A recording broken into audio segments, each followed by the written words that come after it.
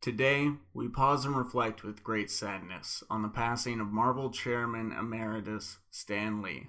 With a heavy heart, we share our deepest condolences, and we honor and remember the creator, voice, and champion of Marvel. Stan Lee was as extraordinary as the characters he created. A superhero in his own right to Marvel fans around the world, Stan had the power to inspire, to entertain, and to connect. The scale of his imagination was only exceeded by the size of his heart, said Bobb Iger, chairman and CEO of the Walt Disney Company. Stanley Martin Lieber, aka Stan Lee, loved the written word from an early age and wanted to craft stories like those in his favorite books and films, which he consumed voraciously. From a simple upbringing in the teeming landscape of Manhattan, young Stanley worked his way through a succession of jobs until the day he found himself an assistant at a comic book publishing company, Timely Comics. In between refilling artists' inkwells, erasing pencil lines from comic pages, and fetching an untold number of lunches, Stanley expressed his desire to write and create tales of his own. In the May 1941 issue of Captain America Comics number 3, he got his wish. Readers would find a prose story in that issue. Captain America foils the traitor's revenge, sporting the byline of Stan Lee. A star was born. As Stan's roles and tenure at Timely Comics grew and evolved, so did the company itself. With Stan at its helm, Timely Comics morphed first into Atlas Comics, and then into the name that would catapult into legend and forever be synonymous with Stan Lee, Marvel Comics. As Marvel's editor-in-chief, Stan the Man Lee made his voice the voice of the stories themselves, writing virtually every Marvel title and working with such luminaries as Jack Kirby, Steve Ditko, Don Heck, Gene Colan, and John Romita.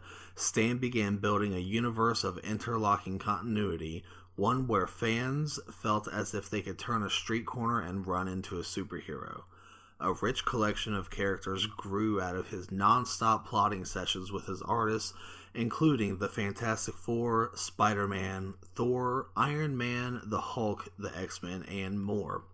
Today, it would be almost impossible to find a corner of the Marvel Universe that Stan didn't have a hand in. Marvel fans found a friend in Stan Lee. He introduced the famous Stan Soapbox to speak directly to his readers, reaching a personal level rarely seen in comics of the day. Always pushing for new ways of creating comics, Stan also inaugurated the Marvel method of plotting and art, creating some of the most iconic stories in the industry to this day. When something mattered to Stan, you felt it in his words, whether in an editorial or in the stories themselves. With passion for the medium, he helped refine and reform the Comics Code Authority and addressed hot-button issues like discrimination, drugs, and intolerance. Stan stepped up from his position as editor-in-chief in 1972 to tackle the role of publisher at Marvel Comics, and while a strong succession of writers followed in his wake, his spirit and voice remained throughout the adventures that followed. His outspoken love of comics even extended to a series of college campus talks. Given any chance to educate and illuminate on the industry, he took it. An entire generation of young readers expanded and strengthened their vocabulary and knowledge through Stan's stories. Today, we eulogize and celebrate the life of Stan the Man Lee. And we couldn't think of any better way to open this than reading that Marvel Remembrance post from the Marvel website themselves. Hello everyone, my name is Vincent Herman, Vin The Human. Joining me today, back on the podcast live, James Odle, Alphaspecter. And unfortunately, we're not going to be doing your normal episode. This isn't even really a Fallen Legends segment, or Fallen Heroes segment. I can't even remember the name of our own segments. This is one of those. He is such a legend in himself. He gets his own podcast. Yeah, I mean, that shoving him into a tiny corner of our show would not do him justice. When we're talking about a guy who, if you said thanks to him, that's like a drop in the bucket of what he deserves for everything he's given us. So I think what we're going to go ahead and do is we're going to start out the show by actually reading some posts online. I've collected some from celebrities. I've collected some from friends of ours, followers of the podcast, and Sorta My Comics Facebook page. And then we're going to continue on throughout the show, sharing our own memories, talking about some of the news that came out of this, none of which is bad. I wouldn't dare put anything crappy in this episode. I mean, the world is messed up enough as it is. I want to celebrate this guy. You know, we've covered enough of the bad news when it has come to Stan Lee, but there's so much more good to cover when it comes to him, and you know, not enough time in the day to actually cover it all, but we're going to do our best to cover. Right. Yeah, what we've got accessible to us at least. But I'm going to go ahead and start out with some of these posts. First, coming from Tara Strong on Twitter. She wrote, "I'm heartbroken. I don't have the words. Legend. There was never anyone like him, and there will never be anyone like him again. At the real Stan Lee was a trailblazer, a genius, and modest. On Spider-Man Animated, he came on to do some voices. I asked him how it felt to have created such iconic characters, and he replied, I always had a great team. He was in great shape mentally and physically. I asked him his secret. He said, never retire. Do what you love and never stop. At cons, he was hilarious and kind. He liked me to sit with him, and he was always gracious to his fans." At Kevin Smith wrote on Twitter, "Farewell, my friend. You're not only responsible for the boy I was, but also the man I am today. I will miss you all of my days. Read it all here," and he links to his Instagram where there is a much more in-depth and heartfelt tribute to Stan the Man Lee. Kevin Conroy on Twitter wrote, "Can you imagine how wild it is in heaven right now?" Posting a picture of Adam West and Stan Lee embraced in kind of like a handshake hug type thing, but it's adorable. Captain _America _Nashville on Instagram wrote, the creator of characters, of worlds, and of brand new mythology. He knew what he was doing, wasn't rocket science or brain surgery. He wasn't expecting to change the world, but what he couldn't have known was that for many of us, he truly did. His work literally meant the world to tons of people in many generations." And finally, Mark Hamill on Twitter wrote, "His contribution to pop culture was revolutionary and can't be overstated. He was everything you'd hoped he would be and more. I love this man, and I will never stop missing him. They say you should never..." I'm sorry. I'm starting to get choked up. "They say you should never meet your childhood idol. They were wrong. Hashtag rest in peace, Stan the Man." And I think that is a good place for us to go into some of our Stan Lee memories.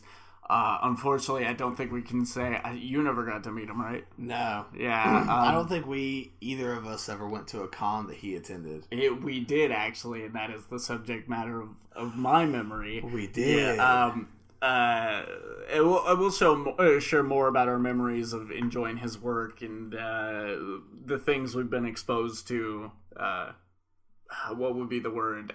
Vicariously through the internet. But our one and only Stan Lee story is actually my first comic book convention. Mine too. We went to what it was Fandom Fest in Louisville, Kentucky. Yeah, that was nice. I like the synergy there. But unfortunately, we missed the signing, and it really sucks now that he is gone, because I believe our attitude at the time was, man, that line is going to be huge. He's going to be tired by the time we get to him. Like, we'd just be one more log on the fire or whatever. Let's go ahead and wait. There will be other opportunities. Well, and I think because we were looking at the line, it was wrapped around like 2 or 3 times the area that he was at. Mm-hmm. And we were like, we started hearing about like his signature prices and everything else people talking about in the line. And I had my son with me with us while we were at this con too, and so I was trying to be a little conservative on my money, but we found out the prices, and the plan was to save up for that and go to another con, a later convention, and we never made it to another convention that he was. I don't think he really came to many conventions. Well, it was rare that and Fandom Fest is a pretty big convention. It was. Yeah, he kind of went downhill since then.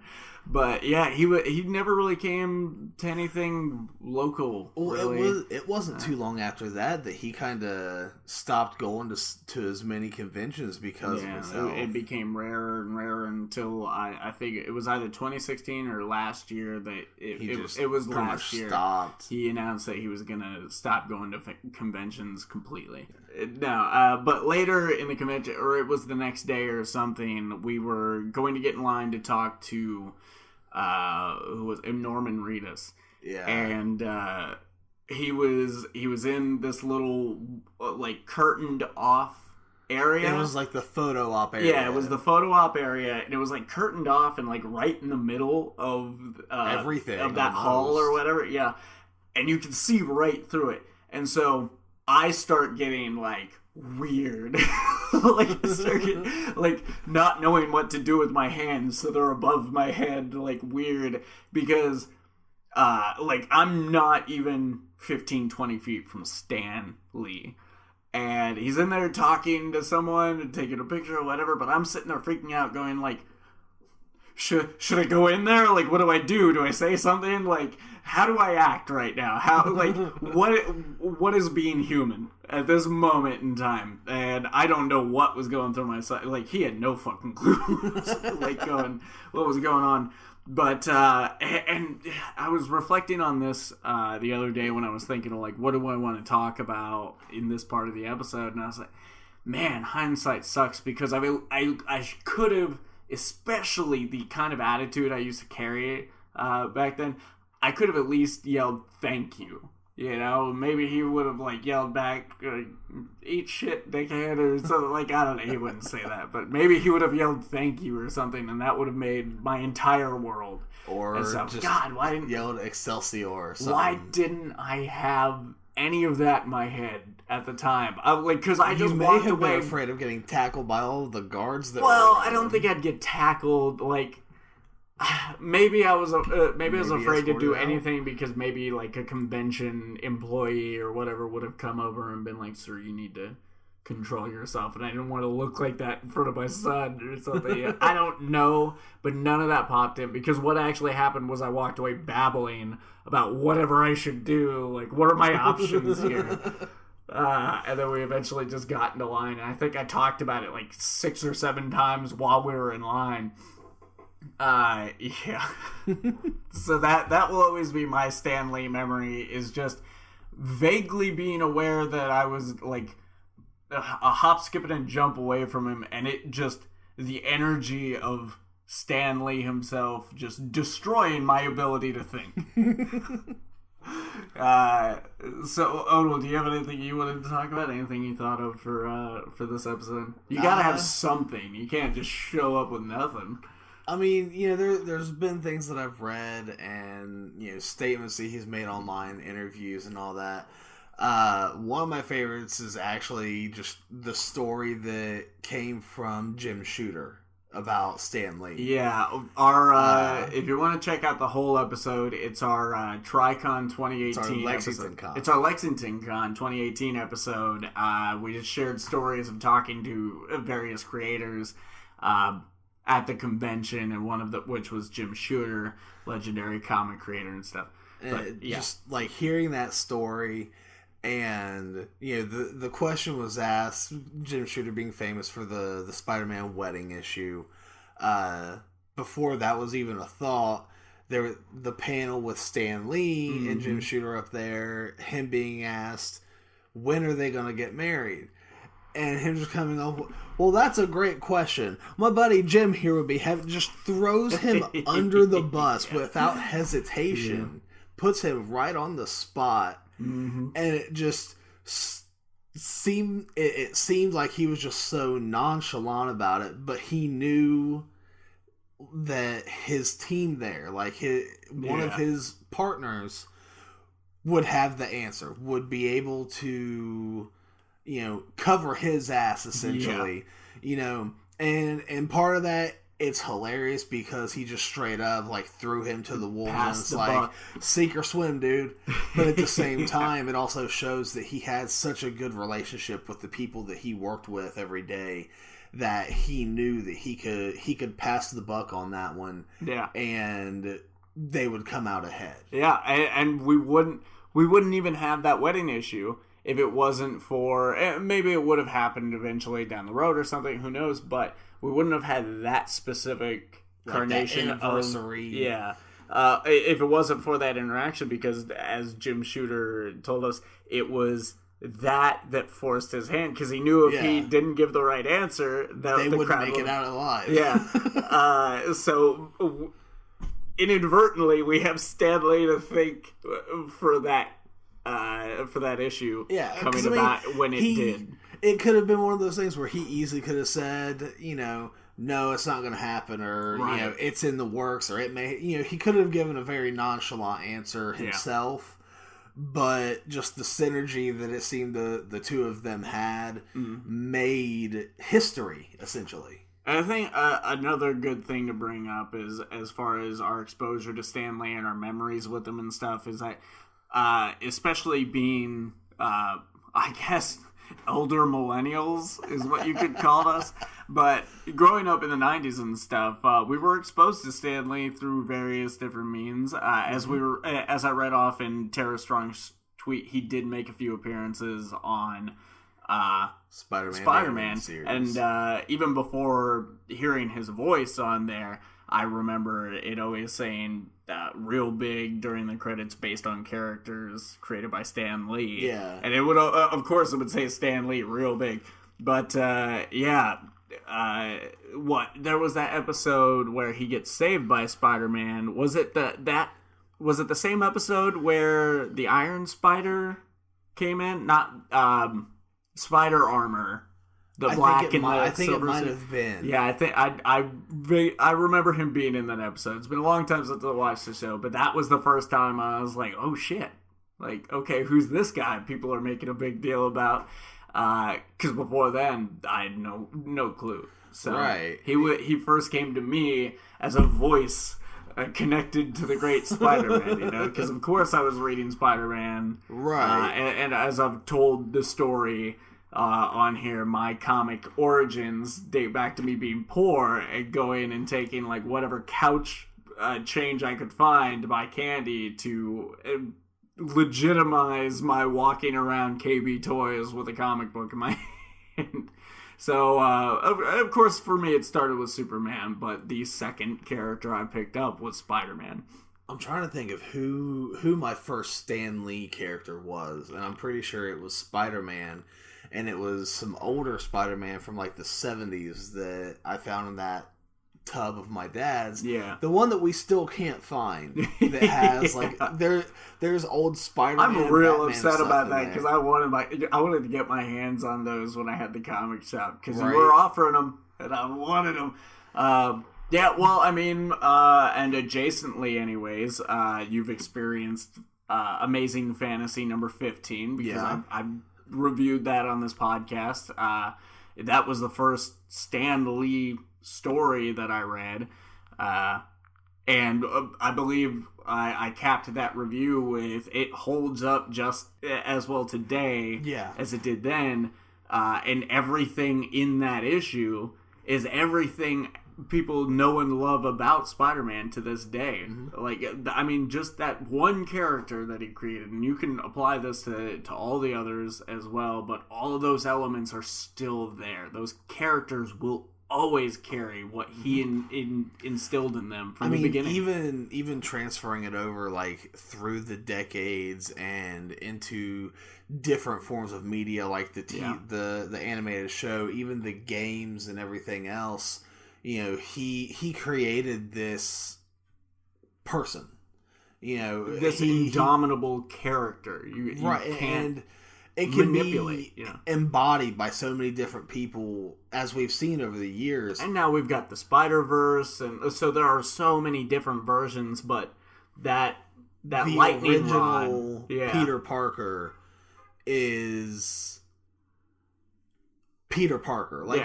And there's never any mistake about who it is. Superman goes through his changes. New 52 was a big standard in that. Batman has changed so many times over the years.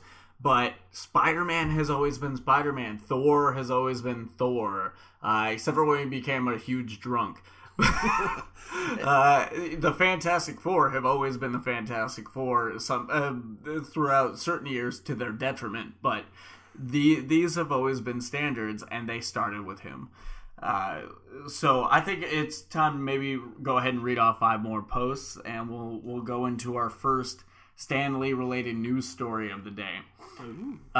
Next up would be Mark Ruffalo on Twitter saying, "Sad, sad day. Rest in power, Uncle Stan. You have made the world a better place through the power of modern mythology and your love of this messy business of being human."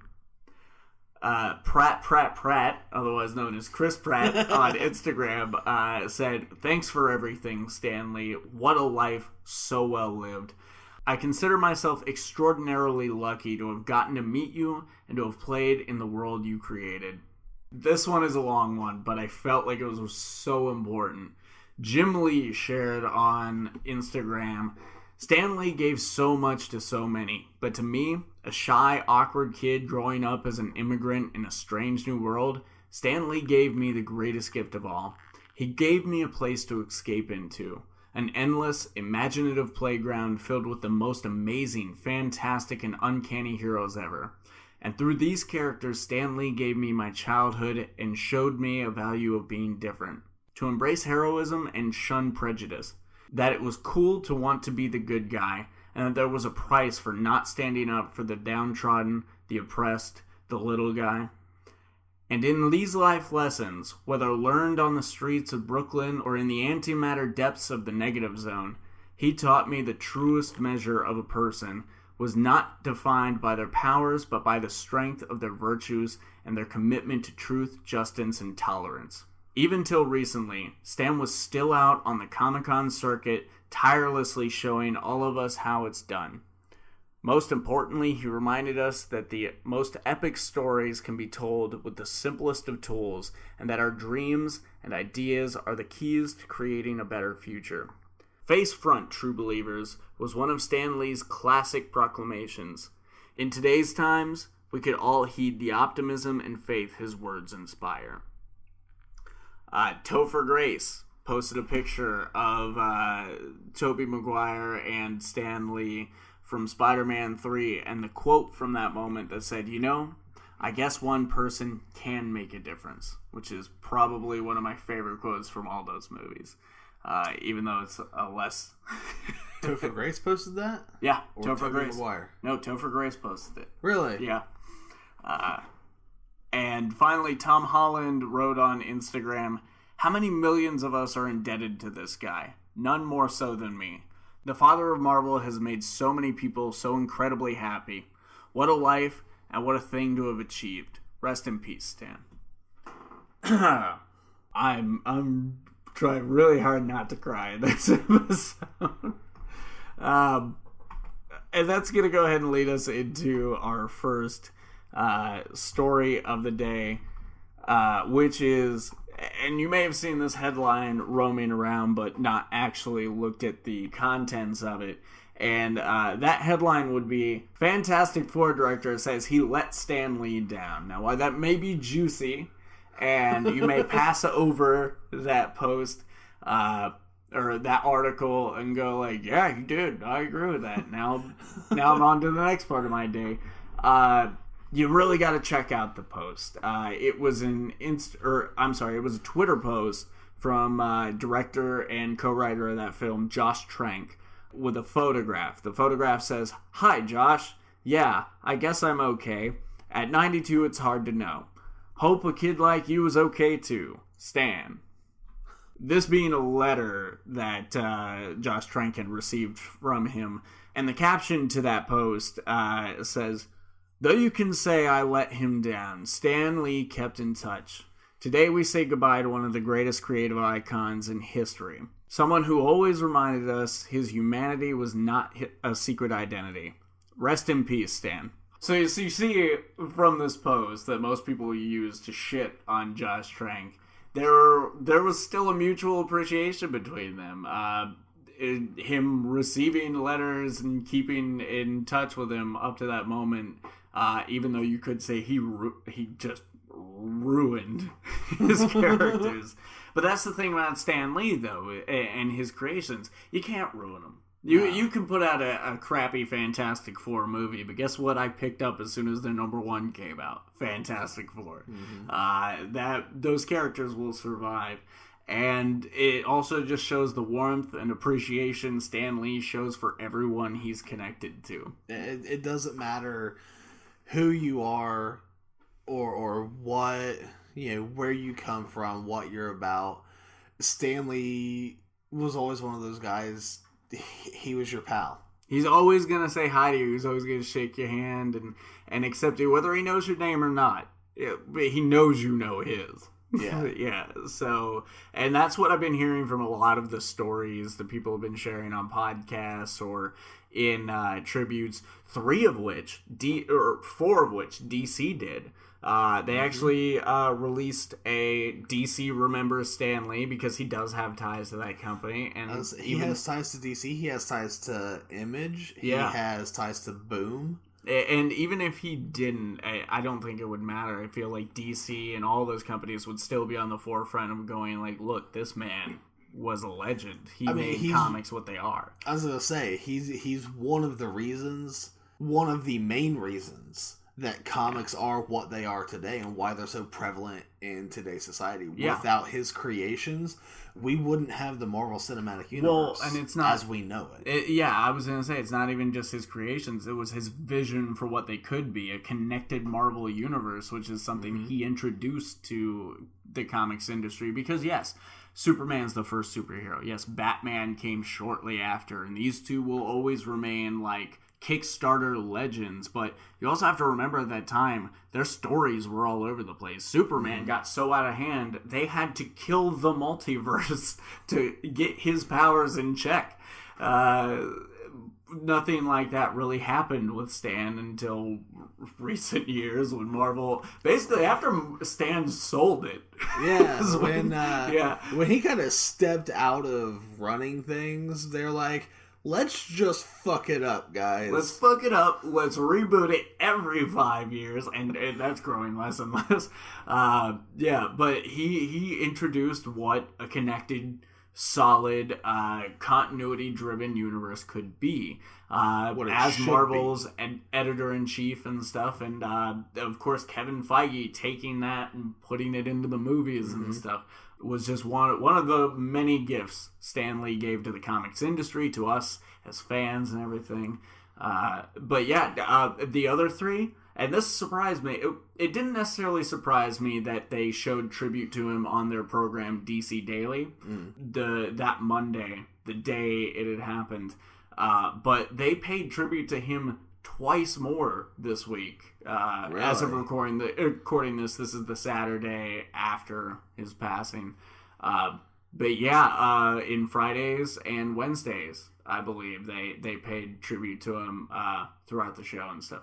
So, wow, just the love for this man, the gifts he gave us all are not going unappreciated in this. And my favorite thing, I have not seen one thing about people. Oh, I'm sorry. No, I did.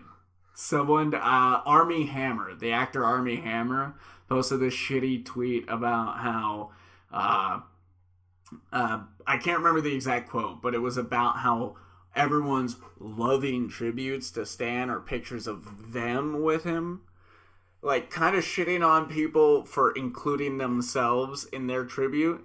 Yeah, that look on your face is everything that Armie Hammer can just shut the fuck up. I mean, Okay, like, I have seen small amounts of negativity. Really? I haven't seen anything out, and I second-handedly got this story about Armie Hammer. I didn't even see it from myself. I can't remember who I saw shared them, but I guess, like, there were people not so much protesting people mourning his death, but just making shitty comments about, you know, how he was, how do they say, like, he molested his nurses and was, like, all kind of inappropriate, and that people should stop mourning him and just celebrate that he's gone. And I'm like, fuck you. First of all, that was 90% allegedly, and, you know, we're not even going to go into that in this. No. And I want to take that and use it to show that, one, nothing goes with that negativity. Nothing is 100% sacred. But two,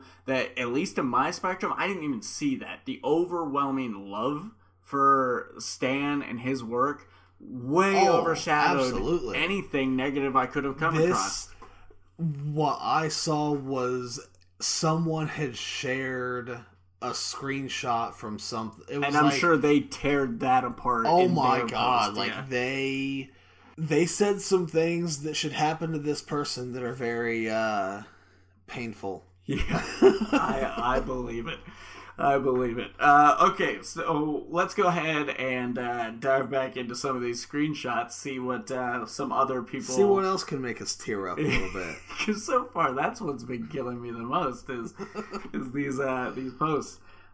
Chris Hardwick posts on Instagram, "I will miss this guy. When you think about the things that came out of his incredible mind, a world without Stan Lee is unfathomable. His groundbreaking approach to comics, putting the human in superhuman, has affected and will continue to affect literally billions of people. But Stan wasn't just the things he made. He was how he treated the world. Warmly, kindly, and like an old friend even if you just met him for the first time. Stan had his hilarious Generalissimo character, the coolly stick larger-than-life fellow with the chaotic good smile who would..." I'm smiling when I'm saying this. I think this is the first time I've read it all the way through. With the chaotic good smile who would make people love him even more by declaring with perfect comic timing, "It's an honor to meet me." Sometimes though, he'd let the character drop, and you'd be face to face with a deeply sweet, soft-spoken man who just wanted to make people happy. And he always did. It really was an honor to meet you, Stan. Rest in peace, Stanley Martin Lieber, creator, maverick, World War II veteran, and all-around excellent human being. I hope someone someday figures out a way to write you back into our universe."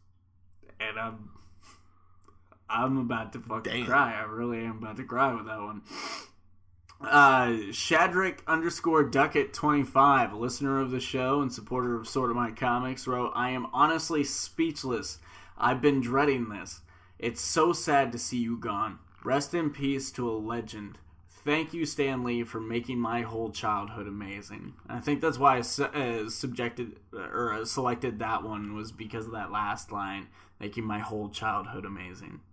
Sierra_Siren on Instagram, someone we follow on Instagram. I don't know if she follows the podcast, but wrote, hashtag rest in peace, Stanley. Thank you will never be enough.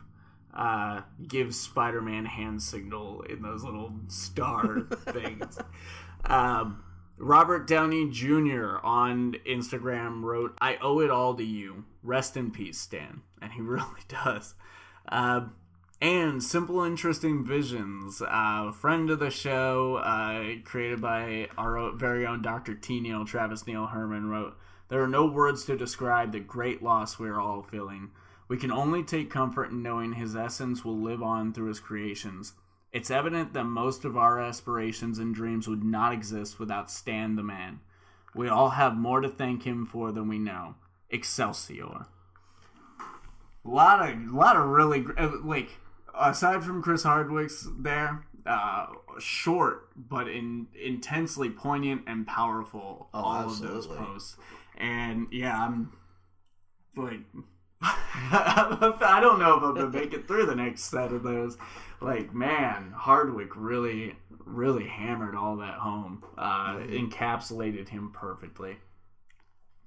Sorry, I don't have my script up. That's going to go ahead and lead us into the second story. A bit of, I don't want to say a breath of relief in this whole thing, but something we can all take comfort in, knowing we will get to see this man on screen several more times. I heard he has 6 more cameos coming up, but I feel like most importantly, knowing that he's going to be in Avengers 4 is deeply important to fans of the Marvel Cinematic Universe, fans of Stan Lee himself. It goes deeply into what we need for that movie, and I'm so glad because we knew that Captain Marvel comes out before Infinity War, and he already had that one. Yeah, we knew about that one, so we can be happy with that. But this got confirmed, though. This isn't just something we're speculating on, because the speculation of it all comes from an interview with BBC Radio Scotland in April, where Joe Russo said, quote, "We try to get him out for his cameos around the same time. So if we have other movies shooting at the same lot that we're on, for instance, Ant-Man 2 or Avengers 4, we group his cameos together and then move him from one set to the next and kind of get him through his cameos in one day." And Joe Russo did confirm that Stan Lee has in fact filmed what will be his final cameo in the MCU for Avengers 4. Now, the article I read said final. Like I said, I had heard that there were more. Maybe they will not even use those other ones and just use this one as a send-off for him and a send-off for Avengers 4. I don't know if that says something, if that gives us a clue as to what this last cameo will be. If it means it will be... Because usually he just has one line. Yeah, it's usually fairly quick. He makes a fun joke, and it's we all love seeing it. Don't get me wrong, I'm not downplaying it at all. It's a highlight for every one of these movies. Oh, yeah. And it's going to be so weird to go into that first Marvel movie, like, in the back of your mind expecting the cameo, and then after the movie realizing I didn't see it. And then, again, coming down with the crippling depression that he is no longer in this world. But yeah, maybe this means that this will be the final cameo, and it's some sort of big deal. Probably not. Probably the same old fun Stan Lee, which I'm 100% okay with. That's what I'm hoping for. But there have been some things flying around where, and it's not anything that's been officially released, it's just people want this to happen. It's that Deadpool fan thing. Dressing it still in his Deadpool costume, but with aviators, fake mustache, hair, and all that. And not even so much make the cameos like Stan Lee would, but just be dressed as Stan Lee somewhere in the background, still in Deadpool costume. I both hate and see potential in that fan request. I believe that's what we call it, as a request. That's what it is. Because it's not like something that's being worked on behind the scenes. They're trying to hash out the details of. It's nothing right now. But I would lose my shit if it, and not in a good way, if it happened in a MCU movie. Right. Like, fuck that. But Deadpool 3, Deadpool does his own Stan Lee cameo for his movie. That would be perfectly in line with the humor. Yeah. I feel like it's something Stan would love himself. Mm-hmm. And that would be perfectly appropriate. I would like it there, but I want that far away from the MCU. I could even see it transferring over maybe into the X-Men movies, since that's still in the same properties. Right. And it just being something simple. It doesn't have to be like the full-on, he's like a worker at this place, or the delivery guys, or this and that. Just Deadpool. Maybe wearing if it was Stan Lee, like the Stan Lee get up, sitting on the bus. Maybe if it's newspaper. like Wolverine, like it's in an X-Men movie, and Wolverine goes into a restaurant or whatever, diner type thing, sits down, and then Deadpool turns around and he's got it. And let's say he's already done it in Deadpool 3. Like, he already did it once, and people are clamoring for more because you know that people will. Oh yeah. And Wolverine sits down, he turns around and starts to say his line, and Wolverine immediately stands up, like rips the wig off and the mustache, knocks the glasses off or something like that, and says, "Enough." And there's just an awkward silence, and Deadpool leaves, and we continue. I would love it. I could see that happening, that to be a thing. Marvel's sending the cops after us on this one. Like, we're trying to... I don't know what that is. That was an ambulance. We killed someone with our humor here. So let's go ahead and visit some more posts. I chose this one because Entertainment Earth didn't really need to post anything. I mean, they're a company, but we have somewhat of a connection with them as they were a company we ordered a lot of our products off of for Sorta My Comics when it was a comic book store, but they said thank you for everything. And while it's simple, there's a deeper meaning there because, again, as we've stated before, Stan Lee is responsible for so much. Can you imagine how much Entertainment Earth makes off of Spider-Man merchandise alone? Like, they have a ton to thank him for. And that's the thing is, not just us everyday people have things to thank. Like, there are so many businesses and companies out there that thrive off of what he brought into this world. Right. Like, not even talking about comic book stores, but just so many, like Entertainment Earth. Distributors. It's perfect that they just said thank you for everything. It's simple, and maybe it seems dismissive, but I feel like there are pages upon pages of implications there alone.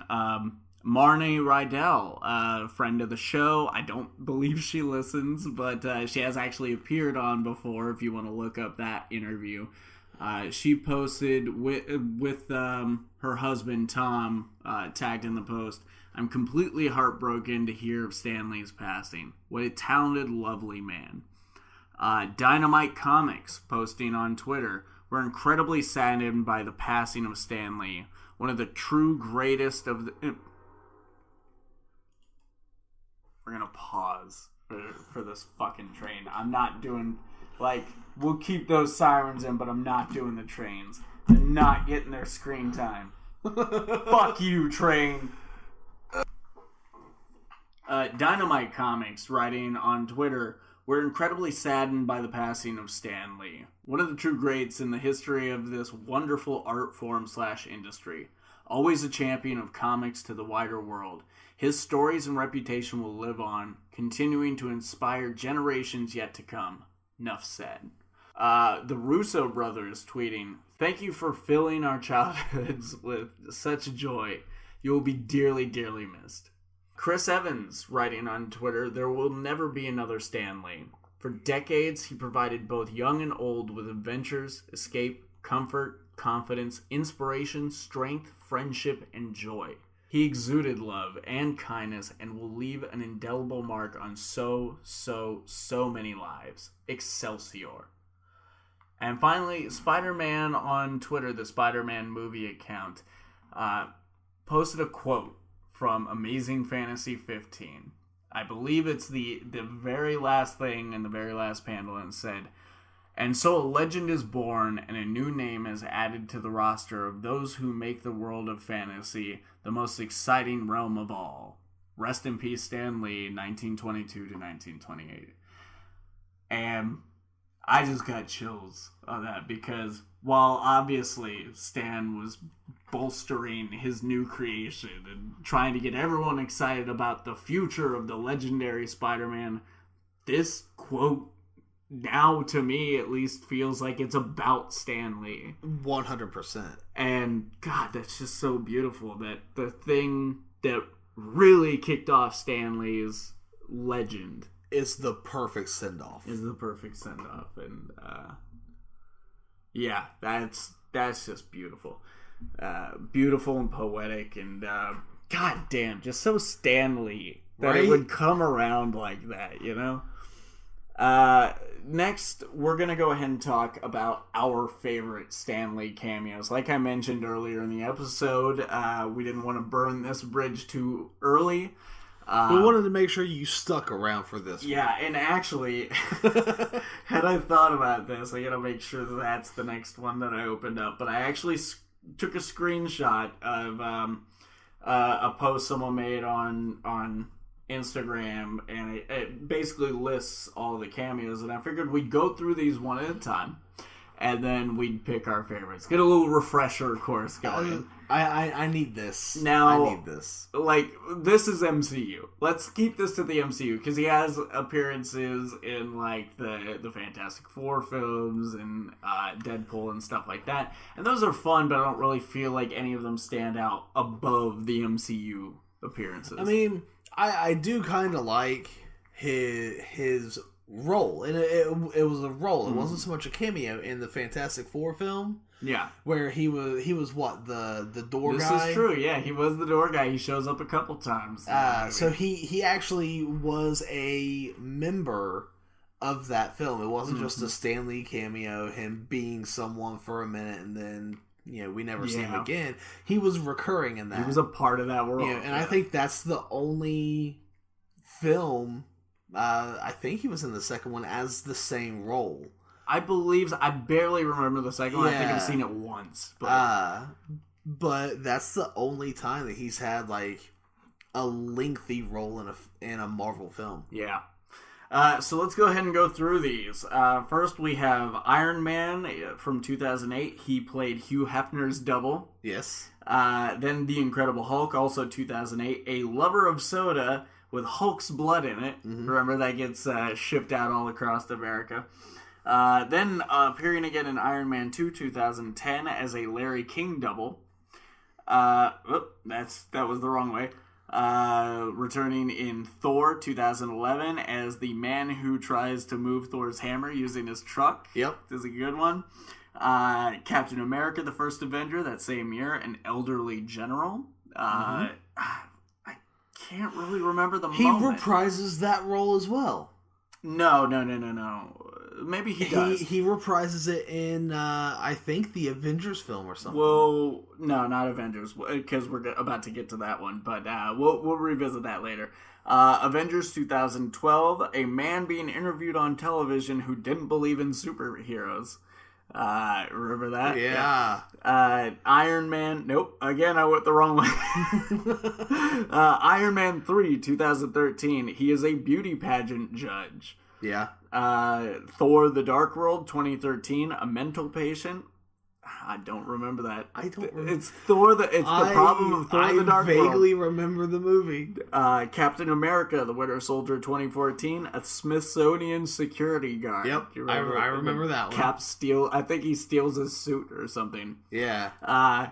Guardians of the Galaxy, 2014. A Xandarian ladies' man. Yeah. Avengers: Age of Ultron. A World War II veteran. So I don't know if he's the same guy, because I think if you look at this photo from Captain America: The First Avenger, I'm pretty sure that happened. No, that does happen in the 40s, because that whole movie takes place in the 40s. Yeah. So there's no way there's no way he lived another 50, 60 years there. I mean, it's Stan Lee. He's immortal. In Ant-Man 2015, he played a bartender. Yeah. Captain America: Civil War 2016, a FedEx driver, probably his most quoted role in the MCU. Doctor Strange 2016, a bus passenger during that a downtown fight. Guardians of the Galaxy Volume 2 2017, a Watcher informant talking to the Watchers. Mm-hmm. Spider-Man Homecoming 2017, a man who chastised Spider-Man for making noise. Thor Ragnarok 2017, the one I think he had the most fun with, at least. You can definitely see it on screen because he's unhinged. A barber, the barber who cuts Thor's hair. Yeah. Black Panther 2018, a casino player. Yeah, remember they have the big casino? That's right, that's right. Oh my god. Planes, trains, and automobiles today, everybody. Wow. We had a big old train in the middle of recording, and now this. Okay. Avengers Infinity War 2018, a school bus driver. He's Peter Parker's school bus driver. Somewhere near the top of the film as that ship comes down. And he's like, what, have you never seen an alien spaceship before? And then this is cute that they included this. And this was from DBZ_exclusives on Instagram, by the way. Real life, 1922 to infinity, and also a legend. So basically, he cameoed in our world as a legend. I love the implications there. But okay, so now that we've gone through all the MCU cameos, what would you say is your favorite one? Honestly, I think one of my favorite ones is an MCU. Really? You're gonna break them all? You're gonna break the rules we laid down? Yeah, actually, because okay. I have two that I have enjoyed so much, and they've both really stuck with me. Mm-hmm. And one of them was from Deadpool, where he's the announcer in the strip club. He was the DJ. Yeah. Just that one, he just looks so happy to do that cameo. But the other one is actually from the Spider-Man game that just came out not too long ago. Yeah, I wanted to bring that up at the end, but I should have warned you. I'm sorry, but I should have known it would have come up. But you are right. Yeah. And it was... You know what? This is the Stan Lee tribute episode. To hell with spoilers. If you haven't played that game yet, I mean, you're really missing out. It's early on in the game, you know, and it's inconsequential to the game itself. And it's one of the most beautiful and true Stan Lee cameos, too. It is. Essentially, the scene here is Peter Parker and Mary Jane Watson are having lunch. They've been estranged for a while. This is their first time meeting face-to-face in a couple months or something. Was it months or was it a few years? I think it was months. I don't think it was... No. I think it was like 6 months or so. Mm-hmm. They haven't... They've been split up. And it goes well, and it's a pretty cute scene and stuff. And they get up to leave, and Stan Lee, you hear Stan Lee's voice say, "Goodbye, you two," and then it cuts to his face. He says, "You were always my favorite customers." And that's just wonderful, because really, yeah, I mean, Spider-Man... Did he say customers or couple? I don't know if he said customers or... It would have made sense for him to say customers, because it seems like he's the proprietor of the pizza place or whatever. I could have sworn he said, "It's glad to see you two back together again," or something like that. Yeah. Like, I feel like that's what I remember him saying, and now... The quote I remember the most from it is, "You were always my favorite." Favorites or something of that nature, but it's pretty damn great.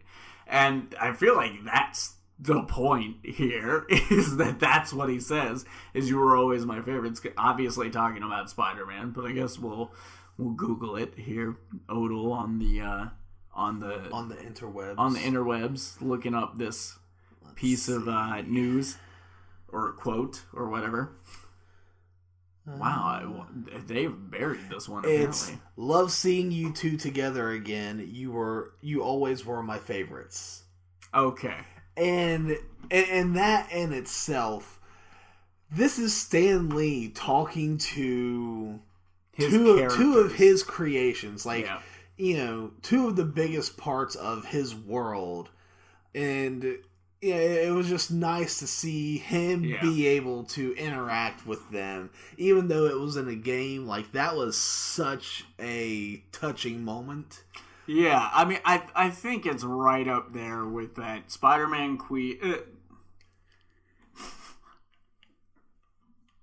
I gotta learn to separate words.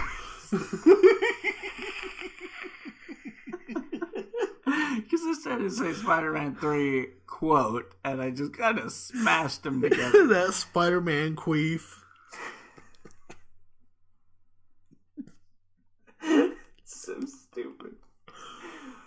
Okay, Spider-Man 3 quote that we were talking about earlier, where that Stan Lee is standing right next to Peter Parker, and he looks at him and says, you know, one man can make a difference.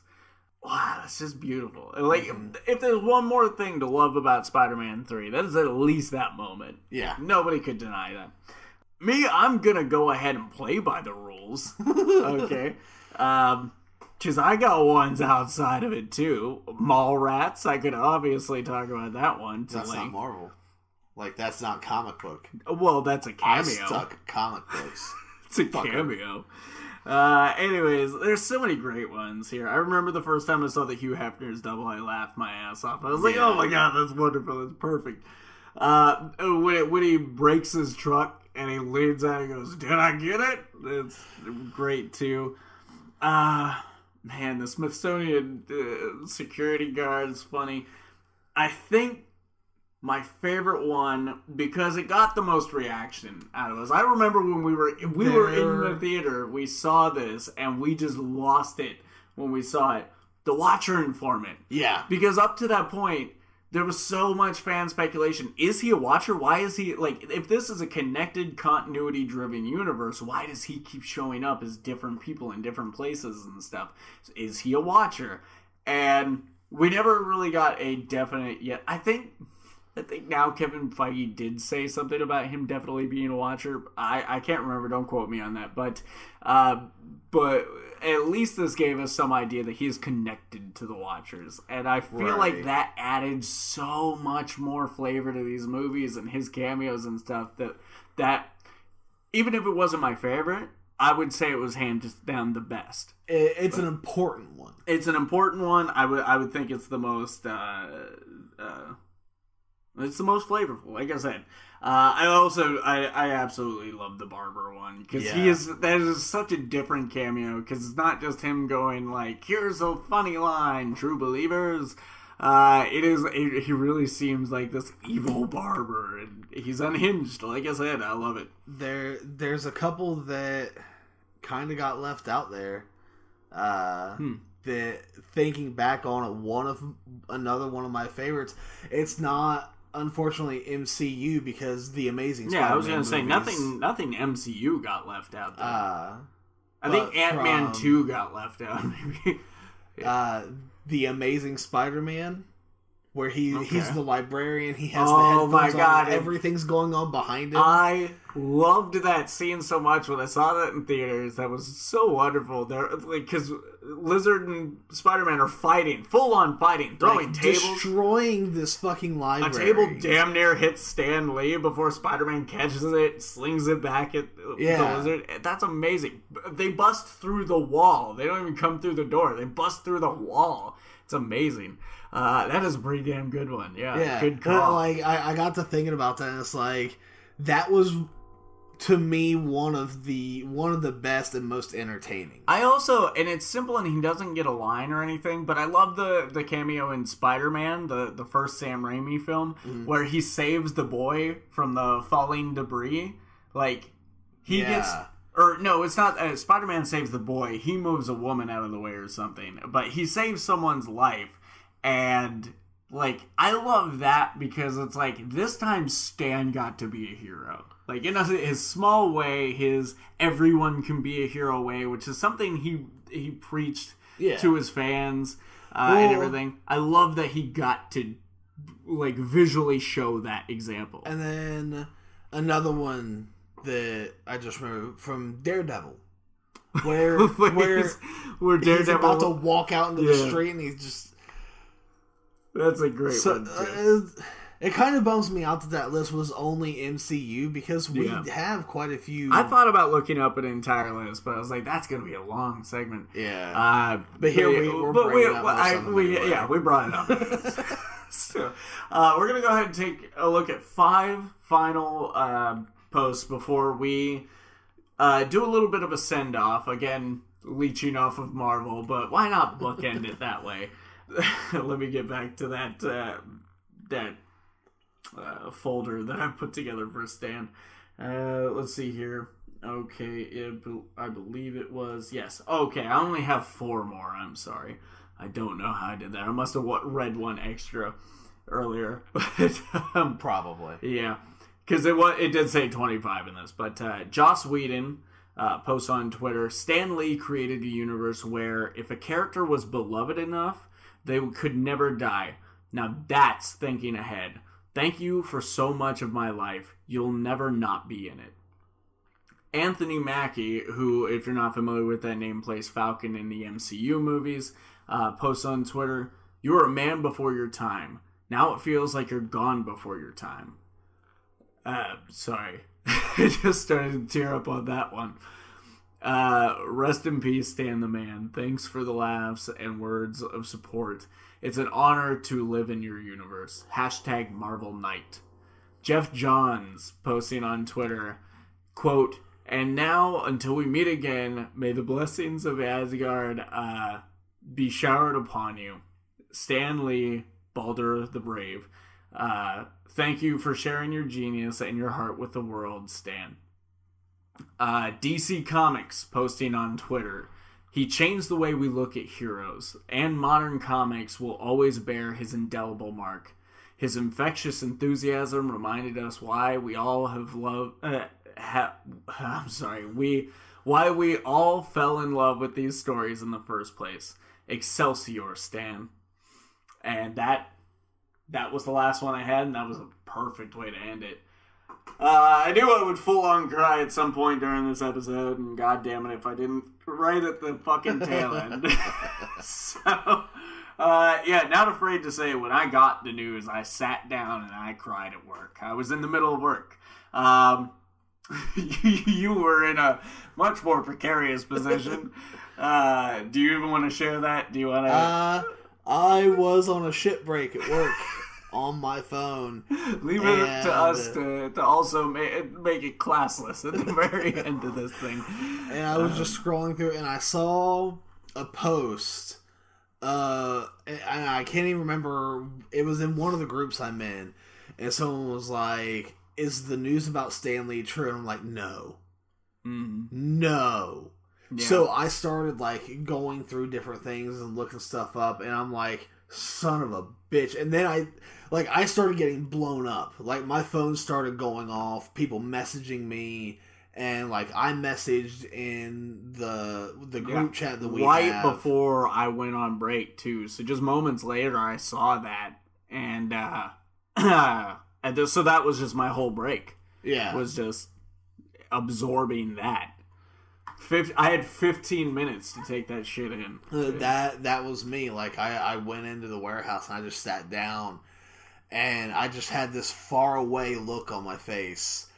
And one of the guys on break was like, you alright? I'm like, Stan Lee just died.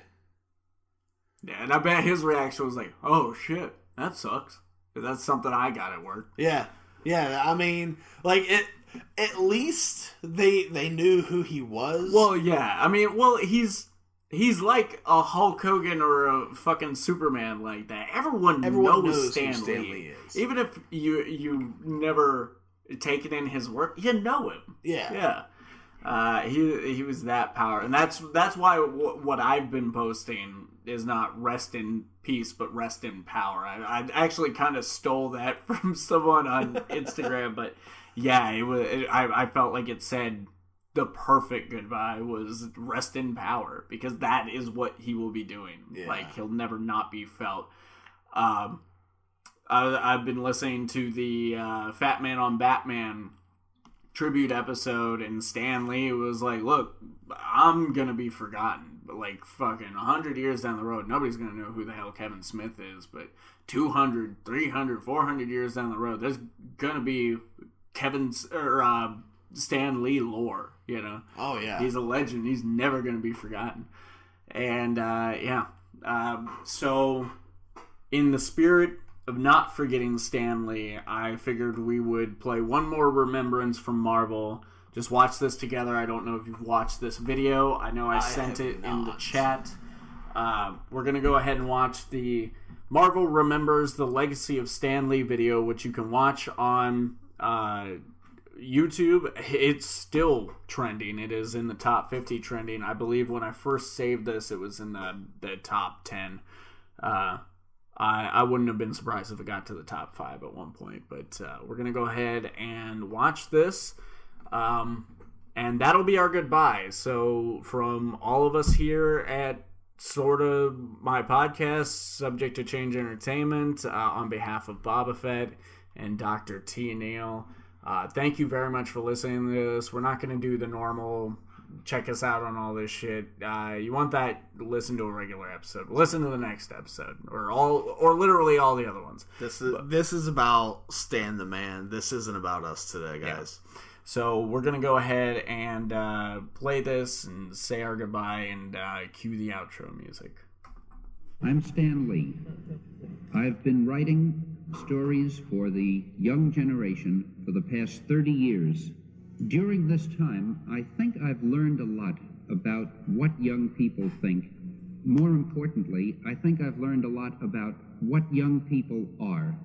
We're going to try to present a voice that somebody will listen to. The voice is needed. We hope it will be ours.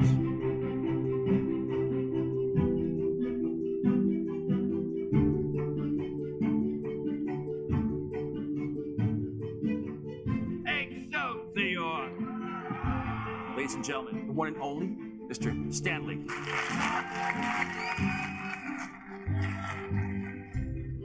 Stan was doing one of his panels, and they asked me to come up and just say hi to him. Felt a little goofy, but I came up, I shook his hand. I think the microphone caught it, but I whispered in his ear. I said, hey, they just wanted me to come up here and shake your hand, but while I'm up here, I want to say thank you. You saved my life. Because the life that I have today, there's a direct line to that first comic book to here. Well, Stan's best creation was always Stan. As a creative figure is one thing.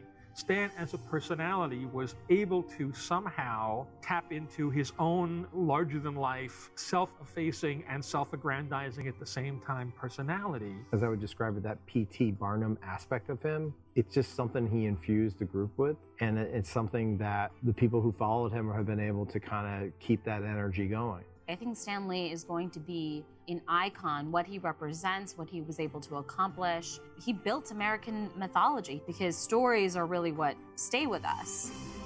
Those characters that he created and what he infused Marvel, the brand, with have always shown through. Even if they have superpower, they have to be believable.